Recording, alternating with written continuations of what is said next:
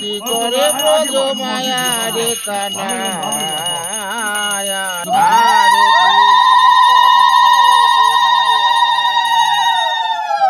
আরতি করে ব্রজ মায়া রে কানায়া আরতি করে ব্রজ মায়া অগুরু শ্রী চন্দন ওরে লয়ে সব সখীগণ ওগো তারা জয় ধ্বনি দেয় বদন ভরিয়া রে কানায়া আরতি করে ব্রজ মায়া। জয় জয় শ্রীমদ্ ভাগবত হরি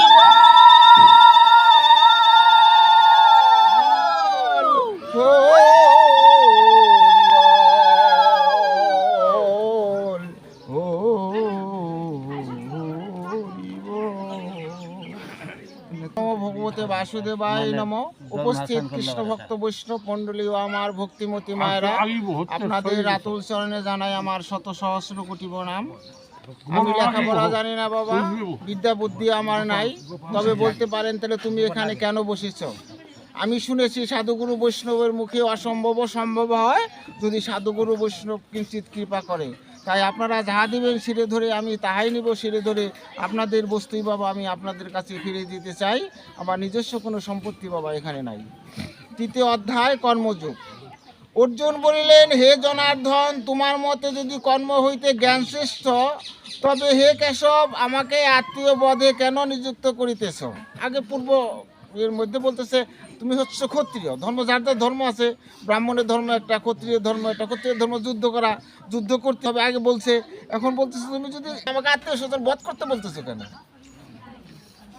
কখনো কর্মের কখনো বা জ্ঞানের প্রশংসা করিয়া তুমি যেন আমার বুদ্ধিকে মোহগ্রস্ত করিতেছ। অতএব কর্ম ও জ্ঞানের মধ্যে কোনটি শ্রেয় তাহা আমাকে ঠিক করে বলো। কর্মই বড় না জ্ঞান বড়, কোনটা ঠিক করে বলো, আমি বুঝতে পারতেছি না। শ্রী ভগবান বললেন, হে নিষ্পাপ অর্জুন, পূর্বে তোমায় আমি বলেছি যে দুই প্রকারের নিষ্ঠা আছে, জ্ঞানীর পক্ষে জ্ঞান যোগ আর কর্মীর পক্ষে কর্মযোগ। কর্মশ্রেষ্ঠ না করিলে পুরুষ নৈকর্ম লাভ করতে পারে না, আর কামনা ত্যাগ করিয়া কর্ম ত্যাগ করিলে সিদ্ধি লাভও করিতে পারে না। কোনো লোকেই ক্ষণকালো কর্ম না করিয়া থাকিতে পারে না, সকলেই প্রকৃতির গুণের দ্বারা বশীভূত হইয়া কর্ম করিতে বাধ্য হয়। কেউ একটা হচ্ছে কর্ম দুই রকম, একটা হচ্ছে সুকর্ম, একটা হচ্ছে কুকর্ম। তাই ভাগবতে লেখলেন ভজন হচ্ছেন দুই প্রকার, একটা স্বকীয় প্রেম ভজন আর একটা হচ্ছে পরক্রিয়া প্রেম ভজন। স্বক্রিয়া হচ্ছে নিজ স্বার্থের সিদ্ধির জন্য যেটা করা হয় সেটা হচ্ছে সক্রিয় ভজন, আর পরক্রিয়া তো পরপারের জন্য যেটা করা হয়। এই যে আজ এখানে এসেছি, প্রত্যেকেই মানিসি মডাল, মানুষ মরণশীল, মরতে হবে, প্রত্যেকেই একদিন যেতে হবে। তবে যখন আমরা যাব যমালয়, যাওয়ার পরে চিত্রগুপ্ত নামে একজন লেখক আছে। চিত্রগুপ্ত আমরা সারা জীবনে যা করেছি সেই লেখাগুলো তিনি লিখবেন। লেখার পরে কি করবে, চিত্রগুপ্তকে বলবে যে চিত্রগুপ্ত তুমি এর বায়োডাটাটা দেখো, এরা সারা জীবন কি করেছে। তো চিত্রগুপ্ত দেখতে একদিন বাবা সময় লাগবে, আর আমার জীবের জন্য তাহাই 1 বছর সময় লাগবে। এই যে আমরা কিন্তু বৎসরান্তি পালি, 1 বছরের মধ্যে কেউ মাতা পিতা মারা গেলে কারো বাড়িতে শ্রাদ্ধ আদি সেবা করি না বাবা, এগুলো বৎসরান্তি করি। বৎসরান্তি অর্থাৎ এই চিত্রগুপ্ত একদিন লাগবে দেখতে, আর আমার জীবের জন্য হচ্ছে 1 বছর। সারা জনম যা পাপ কর্ম করেছি তার দেখতে আমার 1 বছর ভোগ করতে হবে। 1 বছর বৎসরান্তি অনেক কষ্ট, অনেকেই করে। বৎসরান্তি করলে দেখেন মনে কিছু নেন না, 1 বছর পর্যন্ত নারী বিশ্লেষিত পারবেন না। 1 বছর পর্যন্ত ত্রিসন্ধ্যা গায়ত্রী তেমনি জীবে প্রত্যেকের কর্তব্য, কিন্তু যদি বছরান্তে করছে প্রত্যেক তার করতে হবে। এবং সে সাত্বিক ভোজন করবে, নিরামিষ নয়। নিরামিষ বলতে বাবা কোনো জিনিস নাই শাস্ত্রে। শাস্ত্রে লিখছে বাড়ি বক্ষানাং সর্ববক্ষানাং, বাড়ি অর্থাৎ জল, নারী সঙ্গ মহামাংস সেবা করা। তাহলে নিরামিষ বলতে কোনো কিছু নাই, সাত্বিক হার আছে।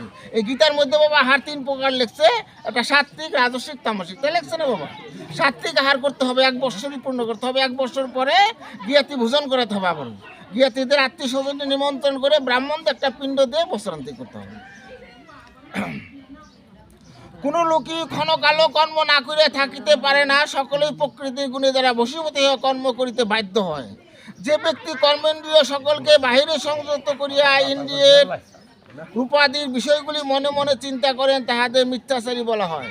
মনে মনে দেখা যাচ্ছে যে একজন সাধু, মানে আমার মতো একটা নকল সাধু, এরকম সাধু সাজছে, কিন্তু আসলে তার চরিত্র ভালো নয়। এই মিথ্যাচারী। মিথ্যাচারী কি? চরিত্র ভালো নয়। সাধু হচ্ছেন 3টা জিনিস থাকলেই তাকে সাধু বলে। একটা জিনিস হচ্ছে কেউ কৃষ্ণ নাম করলেই, যদি হরি নাম করলেই যদি নয়ন বাড়ি বয়, তবে তাকেও সাধু বলে। আর কারো যদি চরিত্র ভালো থাকে, আর কারো যদি নজর ভালো থাকে, তাকেই জগতে সাধু বলে। 3টা জিনিসই সাধু রূপে কৃষ্ণানন্দ তত্ত্বের মধ্যে এটাই বলছে। সাধু তাকেই বলে তার চরিত্র ভালো, যার কৃষ্ণ নাম করলে, হরি নাম করলে নয়ন বাড়ি বয়। দেখেন আমরা 20 জনম ভরে হরি নাম করি, জনম জনম ভরে হরি নাম করি, কিন্তু আমাদের নয়ন বাড়ি বহে না। কেন বহে না? কারণ আমার দেহে তো পাপ আছে। যার দেহে বাবা 20 জন্মের পাপ আছে, তো কৃষ্ণ নাম করলে, হরি নাম করলে, হরে কৃষ্ণ কৃষ্ণ কৃষ্ণ হরে হরে, হরে রাম হরে রাম, কিন্তু হরি নাম করলে তার নয়ন বাড়ি ভরবে না। কিন্তু তাকেই বলছে গীতার মধ্যে মিথ্যাচারী।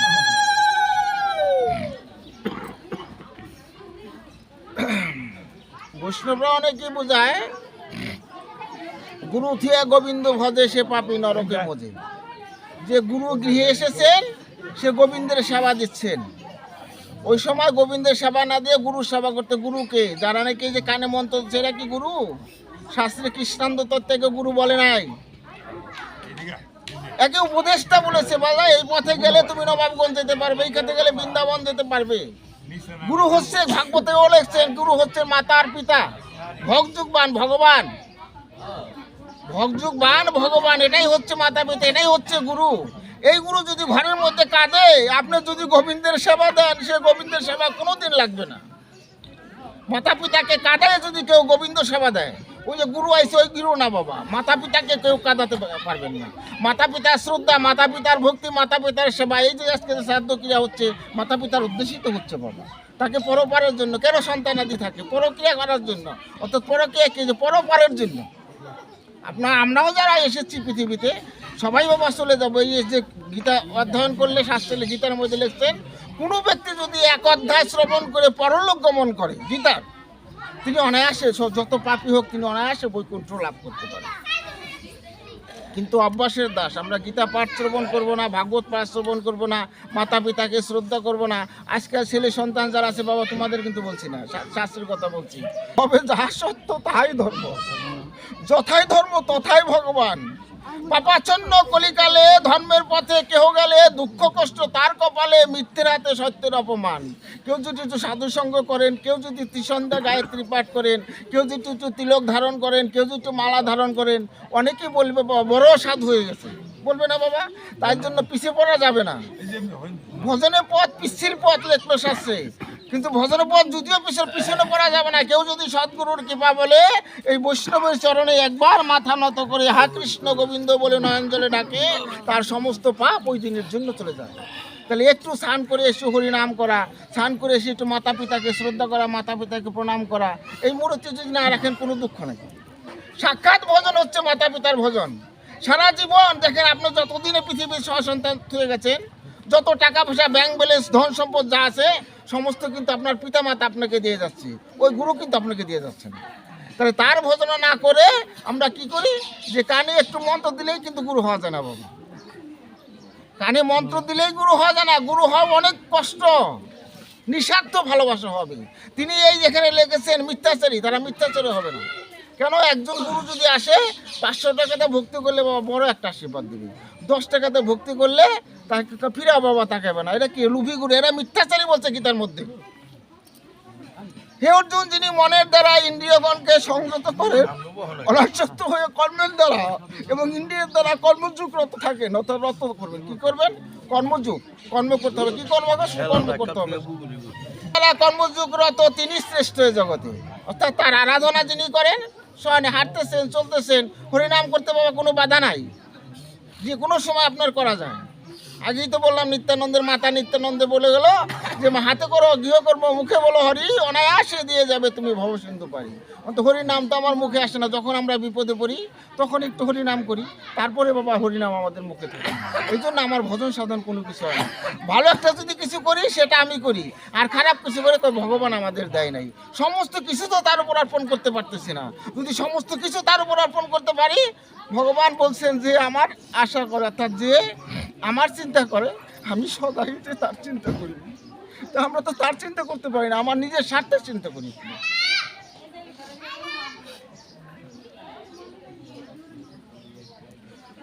তুমি নিয়তই কর্ম করিতে থাকো, কর্মশূন্যতা অপেক্ষা কর্মশ্রেষ্ঠ।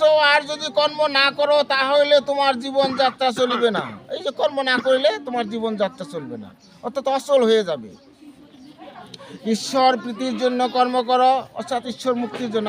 আমার আত্মমুক্তির জন্য ঈশ্বরের কাছে, ঈশ্বর প্রীতির জন্য, প্রীতির অর্থাৎ ভালোবাসা, প্রীতির জন্য কর্ম, নচেত কর্ম বন্ধন হয়। অতএব হে কুন্তীয়, তুমি আসক্তি ত্যাগ করিয়া ঈশ্বরের প্রীতির জন্যই কর্ম করিয়া যাও। অর্থাৎ ঈশ্বর যাতে ভালো থাকে তার জন্য তুমি কর্ম করে যাও। আমি ভালো থাকি চিন্তা করতে হবে না, তার চিন্তা করে তো হে আমার জন্য চিন্তা করবে। ব্রহ্ম সৃষ্টির প্রথমে যজ্ঞসয় মানুষ সৃষ্টি করিয়া বলেন, এই যজ্ঞ করিয়া তোমাদের দিন দিন উন্নতি অভিষ্ট লাভ করিতে হবে। এই যে যজ্ঞ, তো যজ্ঞ কাকে বলে? সত্যতে ছিল ধ্যান, ত্রেতাতে ছিল যজ্ঞ, তারপরে হচ্ছে পূজা পার্বণ, কলিতে হচ্ছে হরে কৃষ্ণ কৃষ্ণ কৃষ্ণ হরে হরে, হরে রাম রাম রাম হরে, হচ্ছে কলিতে। তো যজ্ঞ বাবা 3 যুগ ভরেই যজ্ঞ আছে। কলিতে যজ্ঞ হচ্ছে এখানে বাতাস কিছু মিলে যাচ্ছে, কিছু মিলে আসছে। কেউ যদি সদ্গুরুর কৃপা বলে, সে ধ্যান করে, সে নাম জপে, এই বাতাসকে যদি কেউ বন্ধুত্ব করতে পারে, অনেক সাধু এ জগতের দেখেন আছে, তারা এই পৃথিবীতে কখন যাবে বলতে পারে, বাবা আমি কিন্তু অমুক দিন চলে যাব। তারা কিভাবে চলে যায়? তারা এই বাতাসের সাথে এই যে যজ্ঞ করে, এখানে যজ্ঞ হচ্ছে, এই যজ্ঞে বাতাসের সাথে যখন যজ্ঞ করে, বাতাসে তখন বলে দেব বাবা সময় হয়ে গেছে, নৌকা এসে পড়ছে, তুমি চলে যাও। এ কথা মরণের আগেই কিন্তু বলতে পারে। তাই হচ্ছে যজ্ঞ।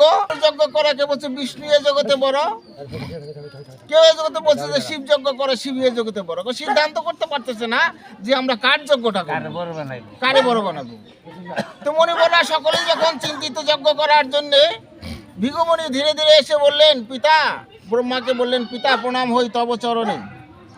তোমরা সকলেই যেহেতু চিন্তিত, তোমরা কেন চিন্তিত? বলছে বাবা আমরা সকলে মিলে সিদ্ধান্ত করতে পারছি না যে আমরা কার যজ্ঞটা করবো, ব্রহ্মার যজ্ঞ করবো, বিষ্ণু যজ্ঞ করবো, না শিবের যজ্ঞটা করবো, কার যজ্ঞ করবো।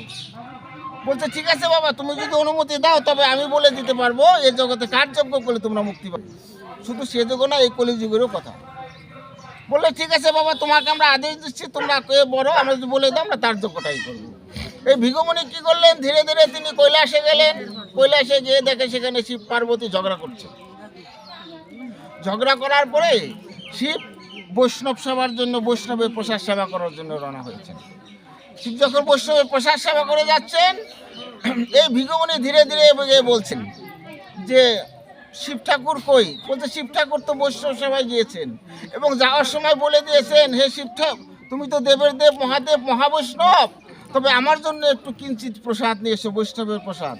শাস্ত্রে লিখছেন, কোটি তীর্থ কোটি মাস উপবাস করিলে যে ফল লাভ হয়, কিঞ্চিত বৈষ্ণবের প্রসাদ সেবা করলে সেই ফল লাভ হয়। তাই দুর্গা দেবী বললেন আমাকে একটু বৈষ্ণবের প্রসাদ নিয়ে এসো। তো মহাদেব গেছে, এদিকে ভিগুমণি করলে যখন নাকি বৈষ্ণব সেবায় গেছে, ভিগুমণিও ধীরে ধীরে রওনা করছেন। রওনা যাওয়ার পরে এই দেবের দেব মহাদেব যখন বৈষ্ণব সেবায় বৈষ্ণবের প্রসাদ সেবা করে যখন আবার রওনা করছেন কৈলাসের দিকে, এদিকে ভিগুমণির সাথে দেখা। কোথায় গিয়েছিলেন? বলছে তা আমি গিয়েছিলাম সেই বৈষ্ণব সেবার জন্য, বৈষ্ণবের প্রসাদ সেবা করার জন্যে। তো বৈষ্ণবের প্রসাদ একটু নিয়ে আসেননি? বলছে হ্যাঁ আনিছি। তোর দুর্গা বলেছে যে একটু বৈষ্ণবের প্রসাদ আনার জন্য, তাই আমি একটু প্রসাদ নিয়ে এসেছি। তো প্রসাদ আমাকে দিন।